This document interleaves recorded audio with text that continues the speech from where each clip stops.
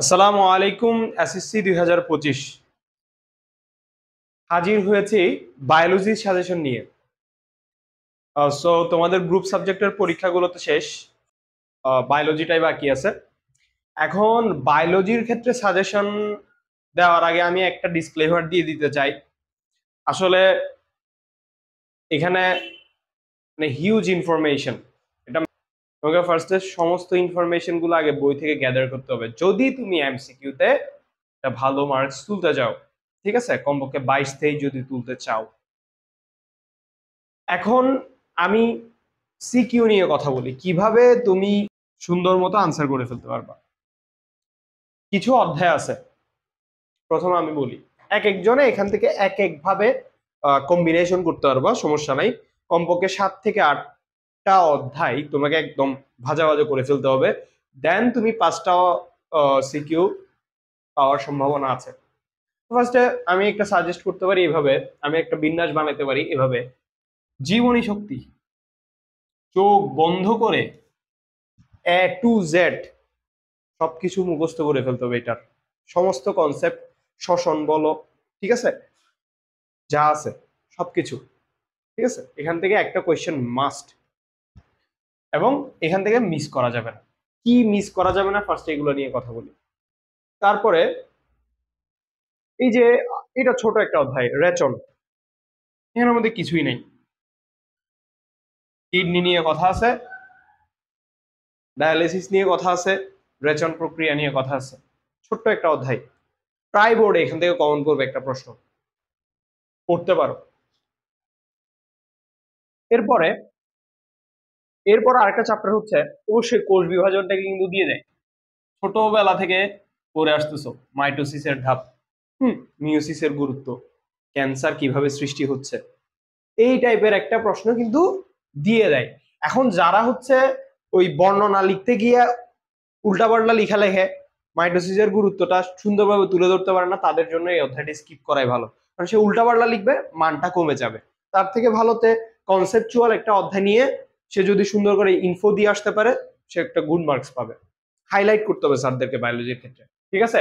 চিত্র যুক্ত পার্টগুলা হচ্ছে দেওয়া ভালো, আর চিত্র কিভাবে শর্টকাট আছে সেই ব্যাপারগুলা আয়ত্ত থাকতে হবে, ঠিক আছে। এখানে ডিজাইন করার কোনো প্রয়োজন নেই। এরপর আরেকটা অধ্যায় নিয়ে আমি কথা বলতে পারি, মানে সেরা একটা অধ্যায়। এর মধ্যে এত ইম্পর্টেন্ট টপিক আছে, দেখো তুমি ইজিলি কিভাবে এখান থেকে সৃজনশীল ক্র্যাক করতে পারবা। পরিপাক, এটা জাস্ট যদি তুমি একদম আয়ত্তে নিয়ে আসতে পারো, এখান থেকে একটা অংশ কমন পড়তেছে।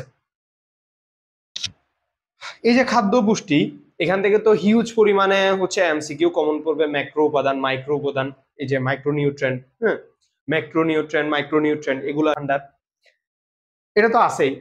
বিএমআর, বিএমআর তো আসেই। তাহলে এই ব্যাপার স্যাপার গুলা মিলায় এই অধ্যায়টা খুব বেশি ইম্পর্টেন্ট হয়ে যাচ্ছে আমাদের জন্য, সিকিউ প্লাস এমসিকিউ। তো তোমরা এটাকে সিলেক্ট করতে পারো। এরপরে ভাইয়া আসি, ভেরি ইম্পর্টেন্ট, জীব পরিবহন। এখান থেকে তো ভাইয়া প্রশ্ন মাস্ট আসবে। কতগুলো যে ইম্পর্টেন্ট টপিক আছে, রক্ত আছে, রক্তের গ্রুপ আছে, হৃৎপিণ্ড আছে, হৃৎপিণ্ডের গঠন আছে, হৃৎপিণ্ডের হচ্ছে রক্ত সঞ্চালন পদ্ধতি আছে, এরপরে বিভিন্ন হার্টের রোগ আছে, এরপরে উদ্ভিদের পরিবহন তো আছেই, ঠিক আছে। কিভাবে পানি শোষণ হচ্ছে, জাইলেম ফ্লোয়েমের ব্যাপার স্যাপারগুলো হালকা পাতলা টাচে রাখলেই, ব্যাপন চাপ ঘাটতি, ব্যাপন, অভিস্রবণ, ইমবাইবিশন, এই ব্যাপারগুলো ছোটবেলা থেকে 8 থেকে পড়ে আসতেছো, কনসেপ্টগুলো ক্লিয়ার থাকার কথা। তার মানে এটাও একটা অপরচুনিটি ভালোভাবে সেরাভাবে এখান থেকে অ্যান্সার করার, ঠিক আছে। এরপরে যেমন এরপরে তুমি দেখো গ্যাসীয় বিনিময়, এখানে ব্রঙ্কিওল আছে, মানে ফুসফুসে কিভাবে অক্সিহিমোগ্লোবিন রূপে আসলে, এখানের মধ্যে কি আছে, অক্সিজেন পরিবহন, কার্বন ডাইঅক্সাইড পরিবহন, গ্যাসীয় বিনিময়ের মধ্যে আর কি ফুসফুস। ছোট চ্যাপ্টার, বাট এখান থেকে এটা 2 স্টার দিচ্ছি আমি। আচ্ছা, তো এটাও কনসেপ্ট গুলো ক্লিয়ার রাখতে হবে তোমাদেরকে। এরপর দেখো কি ইজি, জীবের বংশগতি, হ্যাঁ, ডিএনএ আরএনএ, এই জিনিসগুলো কি তোমরা আগে পড়ো নাই? তোমাদের জন্য তো একদম ইজি ব্যাপার সেগুলো। যদি সমস্যা হয় শর্টকাটে বুঝাই দিতে পারবো, তোমরা জাস্ট কমেন্টে আমাকে জানাবা, ঠিক আছে? হচ্ছে মেন্ডেলের সূত্র আছে, থ্যালাসেমিয়া আছে, এগুলো সিকিউ এর জন্য ইম্পর্টেন্ট, ঠিক আছে? এগুলো কিন্তু বাদ দেওয়া যাবে না, সিকিউ এর কথা বলতেছি আমি। এরপরে তুমি এটাকে চুজ করতে পারো। এবার জীবের পরিবেশের মধ্যে আর কি বলবো তোমাকে, বাস্তুতন্ত্র। বাস্তুতন্ত্রের মতো সহজ একটা টপিক এখানের মধ্যে দিয়ে রাখছে। এরপরে তোমার এখান থেকে যেটা সিকিউ আসে সেটা হচ্ছে মিউচুয়ালিজম, কমনসেলিজম, এগুলোই তো আসে বেসিক্যালি সিকিউ আসলে আর কি। এই যে হচ্ছে যে ধনাত্মক আন্তঃক্রিয়া, ঋণাত্মক আন্তঃক্রিয়া, এগুলোই তো আসে, তাই না? তাহলে এটাও মানে মোটামুটি কভার আপ করা যাচ্ছে। অর্থাৎ এর মধ্যে এমন এমন কিছু টপিক আছে যেগুলো থেকে সিকিউ তুমি কমন পাবে। কারণ তোমাকে চুজ করতে হবে তুমি কোন 7 থেকে 8টা অধ্যায় তুমি চুজ করবা, এবং সেখানের একটা কনসেপ্টও তুমি বাদ দিতে পারবে না। দেন তোমার হচ্ছে একটা ভালো মার্কস আসার সম্ভাবনা আছে। জীব প্রযুক্তি, জীব প্রযুক্তির মধ্যে টপিকই আছে দুইটা, টিস্যু কালচার আর হচ্ছে রিকম্বিনেন্ট ডিএনএ। এই দুইটা একদম ইজি না। রিকম্বিনেন্ট ডিএনএ কি করে, রেস্ট্রিক্টেড এনজাইম দিয়ে জিনিসটাকে কাটে, আবার নতুন একটা জোড়া লাগায় লাইগেজ এনজাইম দিয়ে, দ্যাটস ইট। মানে পুরা অধ্যায় কাভার আপ ওইটা দিয়ে। কিন্তু সিকিউ এর জন্য তুমি উপর থেকে পড়লেও হবে, বাট এমসিকিউটা একটু সমস্যাযুক্ত আর কি। এমসিকিউ এর জন্য আসলে ভালোভাবে রিডিং গুলা পড়তে হয়। জীবের প্রজনন থেকে তুমি সবকিছু পড়লা না, তুমি জাস্ট এটা পড়লা। আমি এখান থেকে তো বিবর্তনকেও গুরুত্ব দিই নাই। বিবর্তনও তো আসলে তুমি পড়লে আগে পড়বা, নাইলে বংশগতির পার্টটা পড়ে ফেলবা, ঠিক আছে? এরপরে জীবের প্রজননে তুমি সবকিছু পড়িও না, তুমি স্ত্রী গেমেটোফাইটের উৎপত্তি, পুং গেমেটোফাইটের উৎপত্তি, ফুলের গঠন, এগুলো পড়ে যাও। দেন তুমি এখান থেকে সিকিউ কমন পাচ্ছ। সিকিউ এর কথা বলতেছি, ভাঙা ভাঙা সিকিউ কিন্তু কমন পেয়ে যাবা। মানে তুমি যদি 7টা অধ্যায় পড়ার পরে অন্যান্য অধ্যায়গুলোর ইম্পর্টেন্ট টপিক গুলো পড়ে রাখো, তোমার ইজিলি কমন আসতেছে। এটাই হচ্ছে মূল কথা আর কি। এবার আসি ভাইয়া, এমসিকিউ তোমাকে আসলে প্যারা দিবে। এমসিকিউতে যেটা হয় হচ্ছে মানে এই দুইটা অধ্যায় দেখো, দ্বিতীয় অধ্যায়ের ভাই এমসিকিউ যে এত ভেজাল, মানে টিস্যুর অধ্যায়টা আর কি। অলসো এমসিকিউ কিন্তু ইম্পর্টেন্ট আছে, মোটামুটি ইম্পর্টেন্ট আছে। হচ্ছে বেশি এখান থেকে আসলে সিকিউ আনসার না করাটা আসলে আমি প্রেফার করব, কারণ এখানে বর্ণনা বেশি, মানে সুবিধা করা যায় না। এইগুলো থেকে আনসার করলে সুবিধা করতে পারবা, মানে একদম ফুল মার্কস পাওয়ার সম্ভাবনা থাকে। সেকেন্ড অধ্যায় থেকে ভাইয়া ফরজ ফরজ, এই অধ্যায়টা পড়ায় এমসিকিউ এর জন্য, মানে পুরো কনফিউশনের মধ্যে পড়ে যাবে। ভেসেল, ওকে, এই যে নিটামের প্রাথমিক পর্যায়ে ভেসেল থাকে না, ওই টাইপের ব্যাপার স্যাপার গুলো কিন্তু তোমাকে প্যারার মধ্যে ফেলে দিবে, ঠিক আছে? আচ্ছা, এবার সমন্বয়, এটাও আরেকটা মানে কেমন যেন একটা অধ্যায়, ঠিক আছে? তো এখানে হরমোনের ব্যাপারগুলো কিন্তু ইম্পর্টেন্ট আছে সিকিউ এর জন্য।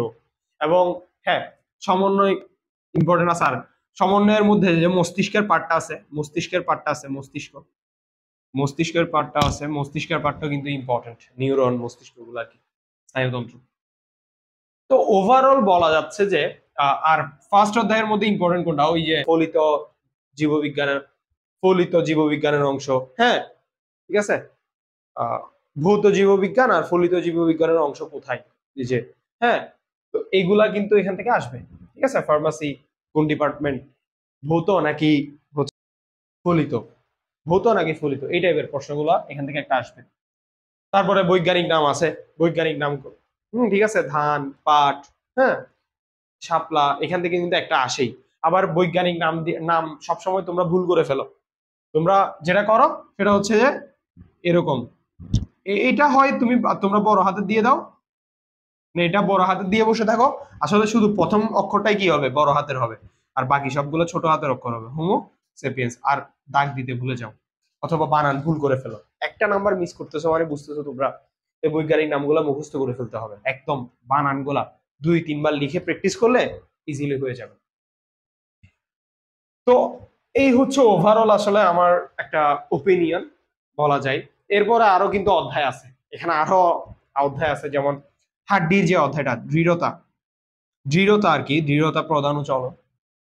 তো এখান থেকে আসলে তুমি টেন্ডন, লিগামেন্ট, সাইনোভিয়াল অস্থি সন্ধি, এই টপিক গুলো থেকে কিন্তু সিকিউ ইজিলি কমন পড়ে, তোমরাও জানো। তো এগুলো চাইলে আসলে পড়তে পারো। যেমন এই ব্যাপারগুলা, এই যে এই অধ্যায়টা, যেমন হচ্ছে এই অধ্যায়টা এগুলো ভাইয়া যাদের অবস্থা খারাপ, মানে যারা এখনো পড়াশোনা ঠিকঠাক ভাবে করে নাই, তারা এই অধ্যায়গুলো প্লিজ কভার আপ করো, তাহলে ইনশাল্লাহ ভালো একটা মার্কস আসবে আশা করতেছি। ওকে, তো এ হচ্ছে কথা।